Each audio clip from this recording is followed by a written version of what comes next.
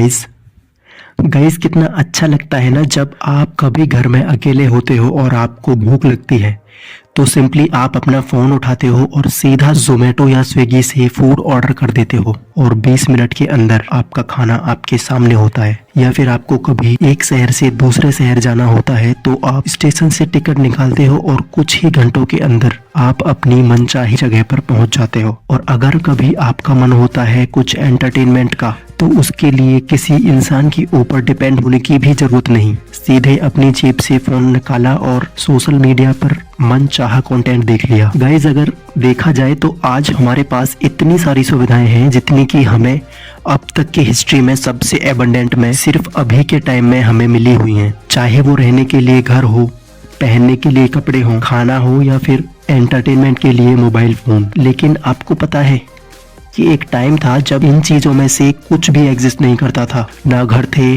ना खाने के लिए खाना, ना ट्रांसपोर्ट के लिए ट्रेन, ना एंटरटेनमेंट के लिए मोबाइल फोन, ना ही स्कूल थे, ना सड़क थी, ना पैसा था, ना कोई रिलीजन और इवन एक टाइम पे इंसान तो क्या हमारा सोलर सिस्टम भी एग्जिस्ट नहीं करता था। हाँ गाइस, मैं बात कर रहा हूँ उस टाइम की जब दुनिया में कुछ भी एग्जिस्ट नहीं करता था, जब ये दुनिया ही एग्जिस्ट नहीं करती थी। अगर आज के टाइम में आप अपने चारों ओर नजर घुमाओगे तो आपको बहुत सारी चीजें दिखाई देंगी जो कि मेनली 2 कैटेगरीज में डिवाइडेड हैं। पहली वो जिन्हें आप फिजिकली देख सकते हो, जिसमें पहली कैटेगरी आती है living things and non living things की। लिविंग थिंग्स जैसे कि humans, animals, trees, microbes, bacteria, fungi etc। इन सभी चीजों में एक खास बात होती है कि ये ग्रो करती हैं और रिप्रोडक्शन भी करती हैं। और नॉन लिविंग थिंग्स जिसमें फर्दर डिवीजन हो जाता है मैन मेड और नेचुरल थिंग्स का। नेचुरल में रॉक्स, सॉइल, वाटर, एयर और हमारे 118 एलिमेंट्स सभी नेचुरल नॉन लिविंग थिंग्स में आते हैं। दूसरी ओर मैन मेड में आते हैं wheels, trains, money, mobile phones etc।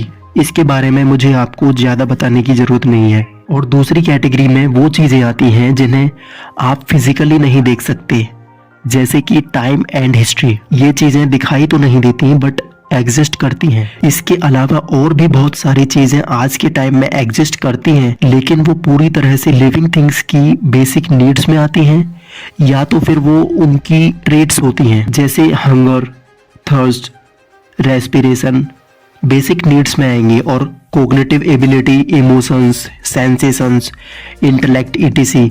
ये सभी उनकी ट्रेट्स या कैरेक्टरिस्टिक्स में आएंगे। ये सब कहाँ से आया, इसकी शुरुआत कहाँ से हुई, ये सवाल कभी न कभी हर किसी इंसान के मन में जरूर आता है। आखिर कहाँ से शुरुआत होती है इस हाई क्लास दिखने वाले वर्ल्ड की। गाइज इस हाई क्लास दिखने वाले वर्ल्ड की शुरुआत होती है आज से करीब 1380 करोड़ साल पहले, जब इस दुनिया में कुछ नहीं था, यहाँ तक कि ये ब्रह्मांड भी नहीं। अगर कुछ था तो वो था यूनिवर्स के नाम पे सिंगुलैरिटी। सिंगुलैरिटी एक ऐसा पॉइंट था जिसमें ये पूरा का पूरा ब्रह्मांड कंप्रेस होकर के समाया हुआ था। वो एक ऐसा पॉइंट था जिसमें बहुत ज़्यादा डेंसिटी और स्पेस टाइम का कर्वेचर था।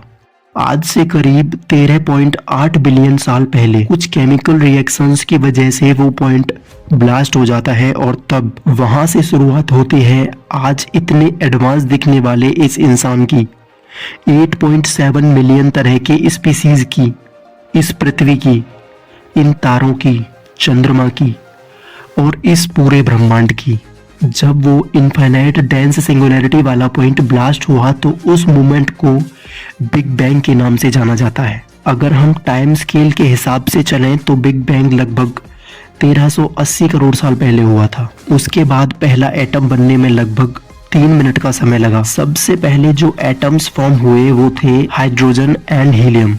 बिग बैंग के लगभग 750 से 850 करोड़ साल बाद, यानी आज से लगभग 500 से 600 करोड़ साल पहले, हमारे सोलर सिस्टम की नींव नेबुला ने कोर फॉर्मेशन का काम शुरू करके रख दी थी। करीब 80 से 100 करोड़ साल के अंदर हमारा सन, 8 प्लैनेट्स और मून बनकर के तैयार हो चुके थे। अब बारी थी ओशियंस एंड कॉन्टिनेंट्स की, तो उनको फॉर्म होने में लगभग 60 से 70 करोड़ साल और लग गए। फिर बारी आती है लाइफ की फॉर्मेशन की, जो कि एक ब्लू ग्रीन एल्गी थी और उसको फॉर्म होने में लगभग 120 करोड़ साल लगे। ओशियन के फॉर्मेशन के बाद ऐसे इवॉल्व करते करते लाइफ को लैंड तक पहुंचने में लगभग 200 करोड़ साल और लग गए और फाइनली लगभग लैंड पर लाइफ आने के 40 करोड़ साल बाद यानी आज से करीब 25 लाख साल पहले अर्ली ह्यूमन एंसेस्टर्स लाइमलाइट में आते हैं और फाइनली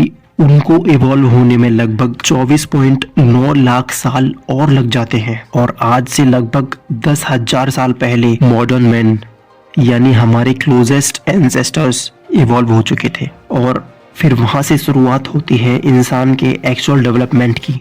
धीरे धीरे टेक्नोलॉजी लाइमलाइट में आती है जब आदिमानव लोग पत्थरों के औजारों को शेप देने लगे। उसके बाद फायर के यूज की डिस्कवरी हुई तो लोगों ने खाना पकाकर खाना शुरू कर दिया और ऐसे करते करते इंसानों के दिमाग में आर्ट भी जन्म लेने लगी और उन्होंने दीवारों पर पेंटिंग्स करना शुरू कर दिया। तो गाइज ये थी शुरुआत आज के इतने एडवांस दिखने वाले वर्ल्ड की। वैसे मेरा एक क्वेश्चन भी है आपके लिए, क्या आप बिग बैंग थ्योरी को मानते हो?